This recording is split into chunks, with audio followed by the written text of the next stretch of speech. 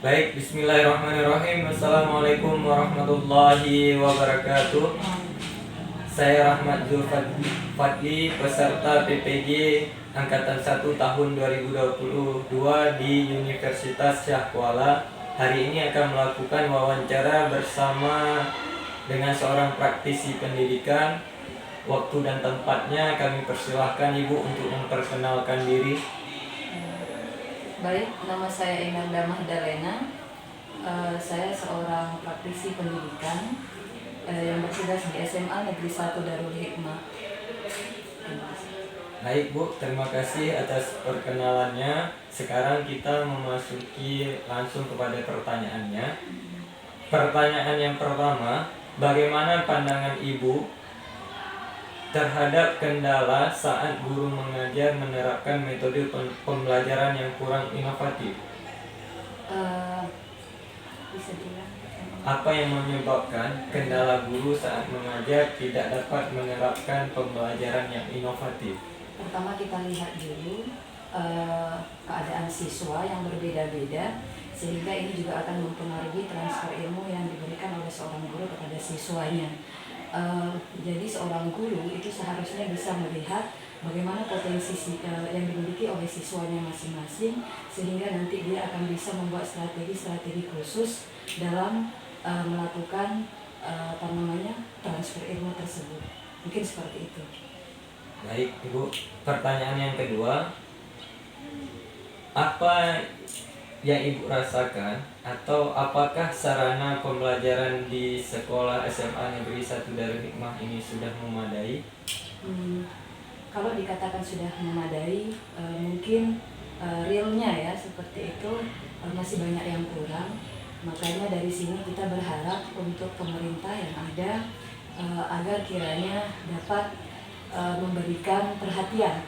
Apalagi di sini kondisinya SMA Negeri 1 Darul Hikmah ini berada pada daerah yang terpencil dan banyak sekali sarana dan prasarana pendukung pembelajaran yang masih kurang. Baik Ibu, pertanyaan yang ketiga, berdasarkan pengamatan Ibu, apakah program literasi di SMA Negeri 1 Darul Hikmah sudah berjalan? Ya, untuk program literasi di sekolah SMA Negeri 1 Darul Hikmah ini dalam proses pelaksanaan. Kita harap kiranya grafiknya ini semakin hari semakin menaik dengan melihat bagaimana minat baca para peserta didik, dan di sini juga sangat diharapkan peran seorang guru bisa berperan aktif untuk menggali setiap potensi itu tadi, sehingga terdukungnya program literasi di sekolah khususnya pada siswa atau peserta didik. Dalam pandangan Ibu, apa yang menjadi kendala sehingga program literasi ini belum berjalan maksimal?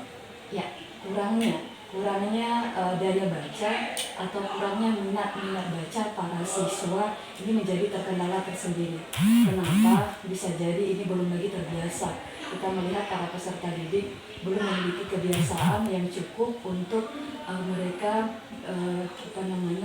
menjadikan buku itu sebagai sahabat, sehingga ini menjadi satu catatan penting juga bagi para kita guru atau para tenaga pendidik, bagaimana cara untuk menarik minat baca siswa. Bisa saja ini kita jadikan sebagai perpustakaan, sebagai salah satu sarana untuk ya kita desain ini pustaka sehingga menarik para peserta didik. Pertama mungkin berkunjung terlebih dahulu, sehingga nanti tumbuh minat baca, didukung juga judul-judul yang ada di dalam perpustakaan tersebut. Baik Ibu, pertanyaan yang selanjutnya, berdasarkan sudut pandang Ibu di dalam pembelajaran kita, apakah Dewan Guru ini sudah menerapkan pembelajaran yang berbasis numerasi? Iya. Kalau misalkan pembelajaran yang berbasis numerasi, ini mungkin ke beberapa guru sudah menerapkan ya. Misalkan saja matematik atau pelajaran sains lainnya. Dan kita bilang apalagi kurikulum kita kita yang ada pada saat ini menekankan sekali tentang literasi dan numerasi itu. Makanya para guru itu tentunya sangat-sangat didorong untuk menjadikan pembelajaran numerasi ini menjadi salah satu strategi pembelajaran di kelas tentunya, sehingga nanti akan mempermudah siswa untuk pelaksanaan ujian yang ada. Apa yang menyebabkan siswa kita sulit di dalam memahami pembelajaran yang berbasis numerasi ini? Kalau kita melihat ada satu tantangan bagi kita guru, kenapa mereka bisa sulit membaca persoalan yang ada, merumuskan dalam formula gitu ya. Kalau numerasi itu merumuskan persoalan cerita ke dalam formula yang ada. Ini juga dikarenakan sulitnya ini dikarenakan analisa yang kurang seperti itu. Maka ya itu lagi catatan penting, dan peran guru ini kan menjadi harus berupaya semaksimal mungkin untuk belajar. Selain mereka juga dibekali untuk mendidik para peserta didik, mereka juga harus banyak belajar untuk membekali diri, sehingga nanti proses ini akan mudah terlaksana di lapangan. Baik Ibu, apa saja yang menyebabkan siswa kesulitan dalam memahami pembelajaran? Kendala siswa dalam memahami pembelajaran itu apa? Yang menjadi kendala ketika siswa sulit memahami pembelajaran bisa ada dua faktor. Yang pertama faktor internal dalam dirinya, yang kedua faktor eksternal, yaitu lingkungan atau orang yang memberikan ilmu, transfer ilmu itu tadi.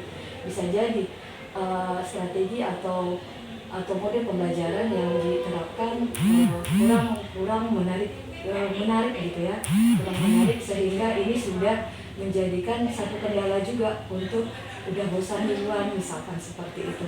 Di satu sisi tadi faktor internalnya ya, kemauan si siswa untuk belajar itu kurang.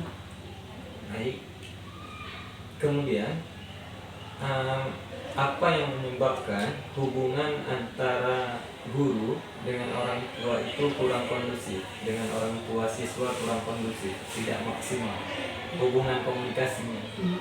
Yang menyebabkan hubungan komunikasi antara guru dengan orang tua siswa kurang kondusif. Sebetulnya kalau misalkan ini kita jalin dengan baik, apapun itu permasalahan terhadap peserta didik bisa dibicarakan baik-baik. Guru sebagai orang tua kedua, dan orang tua pertama itu adalah orang tua di rumah. Jadi kita harus memberikan seandainya orang tua ini bisa menyadari bahwa posisi utama pendidikan itu ada di rumah, maka orang tua tidak akan serta-merta menyerahkan hasil pendidikan itu ada di lingkungan sekolah.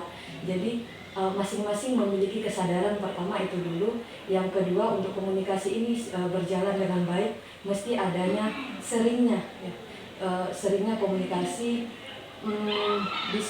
Kalau kita bilang salah, bukan kurang komunikasi, tetapi mungkin cara di sini yang harus kita perbaiki sehingga nanti bisa terjalin komunikasi itu dengan baik. Oke Bu. Kemudian apa yang menjadi hambatan guru saat menerapkan model-model pembelajaran di lingkungan sekolah kita? Yang menjadi hambatan guru-guru dalam menerapkan model pembelajaran di lingkungan sekolah kita? Kalau saya pribadi melihat pertama sekali lingkungan belajar, yang kedua sarana dan prasarana, itu sangat menunjang dua faktor itu. Kemudian apa yang menjadi kesulitan Dewan Guru dalam menerapkan pembelajaran yang berbasis HOT? Ya, berbasis HOT, high thinking skill. Iya, di sini para guru harus bisa ya memberikan soal sehingga nanti si anak mampu berpikir kritis tentunya dengan soal-soal yang agak tinggi levelnya gitu Pak ya. Sementara kondisi ya kita yang ada di sini bisa dikatakan bervariasi.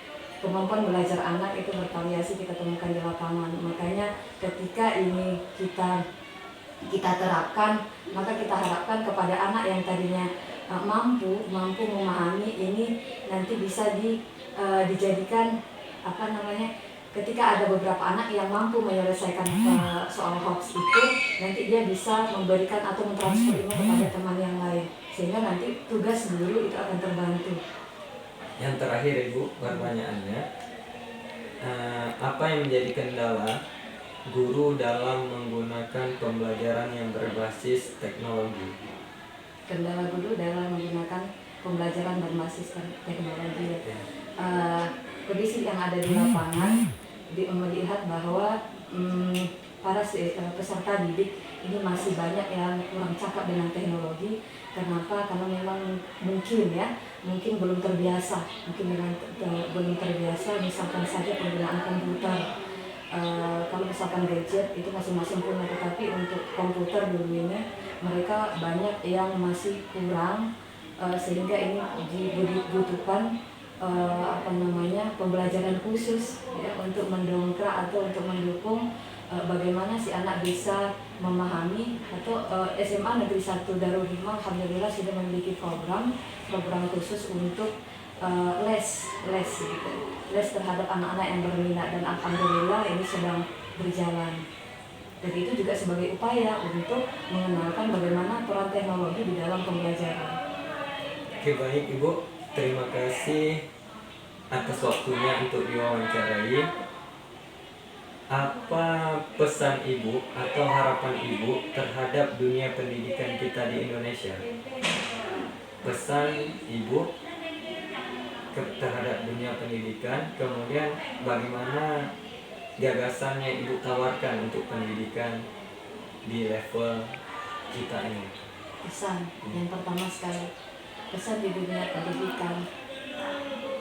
Pendidikan di Indonesia ini sudah baik sebetulnya, tetapi ada yang menjadi catatan penting bagi para pendidik melihat generasi sekarang, generasi yang hanya mendapatkan ilmu, tetapi pada faktanya ilmu itu tidak merubah sikap.